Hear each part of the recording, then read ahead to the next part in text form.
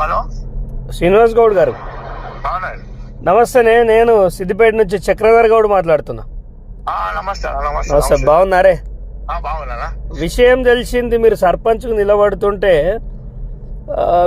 మిమ్మల్ని కొంచెం వాళ్ళు మైనంపల్లి హనుమంతరావు నువ్వెట్లా నిలబడతావు, నువ్వు పక్క ఓడిపోతావు, నేను సర్వే చేయించిన అంటుండట. అన్నది కానీ నేను ఏమైనా అయితే మాకు ఏమైందంటే ఇక అన్నను ఫస్ట్ చెప్పినావు, అన్న నువ్వు డ్రాప్ గానే నువ్వు ఆయనకు సీటు ఆయనకి ఇప్పుడు ఒకసారి ఛాన్స్ ఇద్దాము, నువ్వు డ్రాప్ గా నీకు వేరే ఏదైనా ఇస్తా ఇది అని అన్నాడు. అంటే నేనేమన్నా అన్న నేను 30 ఏళ్ళ నుంచి నేను కాంగ్రెస్ పార్టీలో పనిచేస్తున్నాను, నేను నిలవడనన్నా ఏదని చెప్పి అనగానే సరే మా కొంచెం అన్నాడు కానీ మనం ఏదో లైట్ తీసుకోవాలి అని చెప్పి సభ్యులు ఊరుకునే. ఎందుకు తీసుకుంటావన్నా, నువ్వు హార్డ్ వర్కర్, ఇన్నేళ్ళు పార్టీకి పనిచేసినావు. సరే మనం పార్టీలు వేరైనా, నేను చేసి వచ్చిన పార్టీ అది కూడా కాదంటలేదు, కానీ ఒక మరి వాళ్ళకే ఇచ్చేటోనికి రెడ్డోనికి జడ్పీటీసో ఎంపీటీసో ఇచ్చుకోమని కదా. అదే చెప్పినా నేను, అది కూడా చెప్పిన వాస్తవంగా.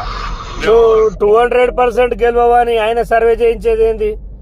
నేను అన్న సర్వే చేస్తా అంటే ఈ ఆడవుండి సర్వే చేస్తూ కాదన్న, వీడికి రంపి మన ఊళ్ళో ఎవరన్నా పంపించి వాళ్ళకి తిరుగుమను, అక్కడ ఇద్దరిని ఇక్కడ ఇద్దరిని పంపిమను. ఒక సర్వే చేస్తే పలాన్ వ్యక్తులు నిలబడుతున్నారు, ఏ వ్యక్తికి మంచిగా ఉంటది ఏం సంగతి అని అడుగుమను. అడిగితే ఒకవేళ ఆయననే అంటే నేను విడ్లు అవుతా అని చెప్పి నేను అనుకున్నా. మీకే బాగుందట, అందుకే మీ నంబర్ తెప్పించుకున్నా. అదే మీకే ఉందట స్కోప్. మీరు అందుకే మీకు సజెస్ట్ చేసినది కూడా కరెక్టే చెప్పారు. మీరు నిలబడితేనే పర్ఫెక్ట్ అనేది వాస్తవం. నాకు రిపోర్టర్ కూడా చెప్పిండు, ఏందా ఇది ధర్మారెడ్డి మన దుబాకు సంబంధించి అన్న మావాడిని అడిగితే, లేదన్నా ఆయన నిలబడితే గెలుస్తాడు, వాడు ఇంతకుముందుకు రెడ్లు వాళ్ళు వేస్ట్, అది అంత కాదు ముచ్చట, అలా అంత కొడితే 2-3 ఇల్లులు నిలవలేవో వాళ్ళదేంది అది ఇదని మాట్లాడారు. మరి ఇప్పుడు మీరు నిలబడుతురా డ్రాప్ అయ్యారా? మీరు ఎట్టి పరిస్థితిలో నిలబడండి, మీరు పక్కా గెలుస్తారు ఖచ్చితంగా. అవసరమైతే వచ్చి నువ్వు బీసీ బిడ్డవి, నువ్వు కాంగ్రెస్ పార్టీగా నువ్వు ఏ పార్టీగా, మేము వచ్చి నీకు ఓటేయాలని చెప్తా. నేను దుబ్బాకలో ₹1 కోటి రైతులకి కేవలం మీ దుబ్బాకలో 1.5 కోటి రూపాయలు ఇచ్చిన నేను. నీకు అట్లా ఏం లేదు, మీరు గెలుస్తారు. మైనంపల్లి కాదు, వాన్ అయ్యొచ్చి చెప్పినా, వాన్ అయ్యొచ్చి చెప్పినా నువ్వు వినొద్దు. ఎందుకు చెప్పాలా అన్న, మన బీసీలలో మన గౌన్లలో నీకు ఎక్కువ దొక్కేయబడుతున్నాం, అంత అవసరం లేదు. నువ్వు ముందుకు పో, నువ్వు గెలుస్తావు. నా మాట చూడు, నువ్వు గెలిచినాడు మళ్ళా నువ్వు నాకు ఫోన్ చేస్తావు. 100% నీ హార్డ్ వర్క్, నా ఆశీర్వాదం కూడా అవసరం లేదు. నీ హార్డ్ వర్క్ ప్రజలు గుర్తించిర్రు, నువ్వు కావాలనుకుంటుర్రు. వాడవాడు మైనంపల్లి వాడు రెడ్డి గానికి ఇమని చెప్పడానికి బీసీ మూవ్మెంట్ నడుస్తుంది ఆల్రెడీ బయట. మైనంపల్లికి అంత శాతం అయితే ఆయన సర్వే బరాబర్ అయితే మొన్న ఆయన్నే గెలిచేటోడు కదా. మీరు ఏం వరి కాకండి. మీరు ఇంకొక మాట అన్న, కాంగ్రెస్ పార్టీ ఎవరు అయ్యేది కాదు, గుర్తుపెట్టుకోండి. ఎప్పటి నిన్నగాక మొన్న వచ్చిండు మైనంపల్లి.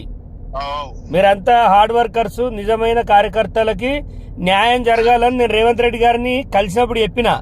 అన్న గ్రౌండ్ లో చాలా చండాలంగా ఉంది మా దగ్గర సిద్దిపేట జిల్లా మొత్తం, మీరు దయచేసి గ్రౌండ్ లో అది చేయాలన్నా అని చెప్తే అది ఓర్వలేక ఈ కొంతమంది దొంగనా కొడుకులు అంతా కలిసి అది చేసిర్రు. లేకపోతే నేను పార్టీలోకి వెళ్ళి వచ్చేది కాకుండే. ఇది ఇప్పుడు ఈ హనుమంతన్న కూడా టీఆర్ఎస్ నుంచి కాంగ్రెస్ లో కాగానే ఈయనకి ఎమ్మెల్యే టికెట్ ఇచ్చారు, ఈయన కూడా అదే పొజిషన్ లో పోతుండు. ఇగో అన్న, నెక్స్ట్ ఎలక్షన్స్ కి అట్లా జరిగాయి. వాడేదో 100 కోట్లు పెడతా, 200 కోట్లు పెడతా, వాడిని ఈకలు పెట్టుకొని వాడికి ఆయనకి అంత దమ్ముంటే అప్పుడే మల్కాజ్గిరిలో ఖర్చు పెట్టి పీకుడు గాడు గెలవలేకపోయిండా, అన్ని ఏతులు దెంగుడు గాని. నువ్వు గెలుస్తావు, నువ్వు డ్రాప్ కావద్దు చెప్తానా. లేదు నా మద్దతు 100% ఉంటుంది. నా నంబర్ సేవ్ చేసుకో. నీకు ఎవడు దమ్కి ఇచ్చినా వాని గుద్దలు దమ్ చేస్తా నేను.